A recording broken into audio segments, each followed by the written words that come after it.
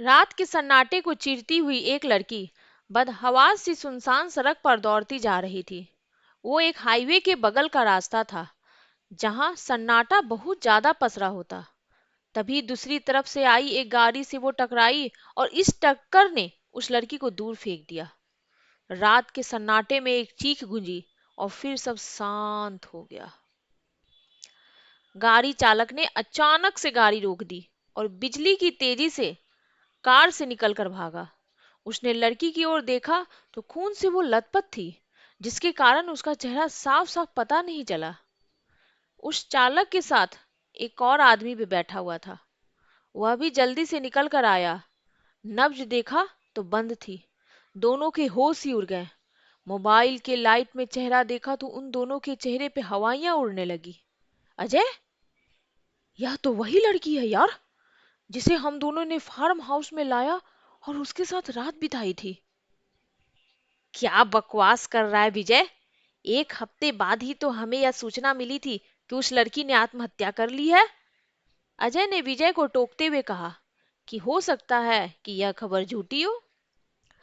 दोनों ने आसपास देखा, पर वहां कोई नहीं था। चल, अब इस लाश को कैसे ठिकाना लगाना है, यह सोचना पड़ेगा। दोनों लड़की की लाश को घसीटते हुए कार के पास ले गए और उसे डिक्की में बंद कर दिया। अजय, चलो वहीं पे, जहां कोई आता जाता नहीं। उसका एक फार्म हाउस था, जहां वह मन बहलाने के लिए कभी कभी जाया करता। दोनों दोस्त ने एक दूसरे की तरफ कुटिल मुस्कान से देखा और गाड़ी सरपट भगा दी। करीब आधे घंटे के बाद दोनों फार्म हाउस पहुंच गए। फिर वहां के पीछे में जो जमीन खाली थी, वहां की मिट्टी खोदी और लाश को वहीं छुपा दिया। तब जाकर दोनों की जान में जान आई। उस रात वहीं फार्म हाउस में रुक गए। दोनों फिर अगले दिन नॉर्मल होकर वहां से निकल पड़े। अजय और विजय बार के मालिक थे। देर रात वहां पार्टियां चलती रहती थी। उन्हीं में से एक लड़की विशाखा उन्हें भा गई। हर समय गीत दृष्टि बनाए रखता उस पे दोनों। एक दिन आखिर उन्हें मौका मिल ही गया। बार से सभी लोग चले गए थे। वे लोग भी बंद करने लगे। तभी उन्होंने देखा कि विशाखा टल्ली होकर बेसुध है। दोनों ने एक दूसरे को कुटिल मुस्कान से देखा और उसे उठाकर अपनी गाड़ी में रख लिया। फिर उसी रात फार्म हाउस के लिए निकल पड़े। करीब एक हफ्ते तक उनकी मौज मस्ती चलती रही। जब मन भर गया तो उसे फार्म हाउस के रास्ते में किसी सुनसान जगह पे छोड़ दिया। इस घटना के कुछ दिन बाद ही पता चला कि उस लड़की ने आत्महत्या कर ली है।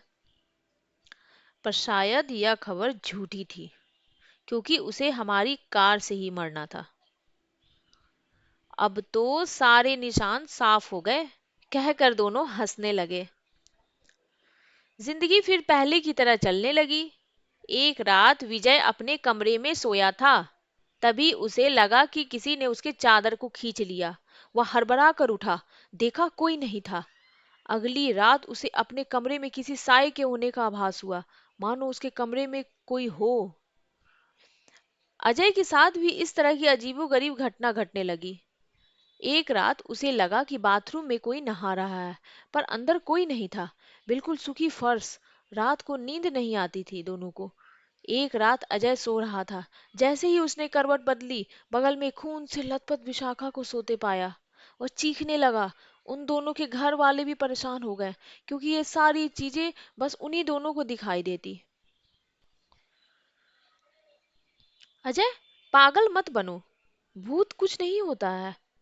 विजय, तो फिर उसकी लाश कहाँ गई? अजय, अब वह मुझे नहीं मालूम। तुमने अच्छी तरह से उसकी नब्ज देखी थी ना?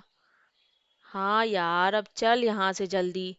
दोनों अपने बार की ओर भागे। अपने घर जाने में भी उन्हें डर लगता। एक रात उनके बार में उस इलाके का पुलिस इंस्पेक्टर राठौर आया।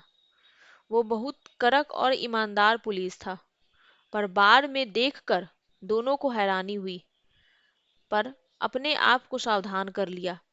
तभी एक कोने में अजय को विशाखा दिखी। उसकी तो घिघी बंध गई। उसके चेहरे पे आए पसीने को राठौर ने तार लिया। और पूछने लगा।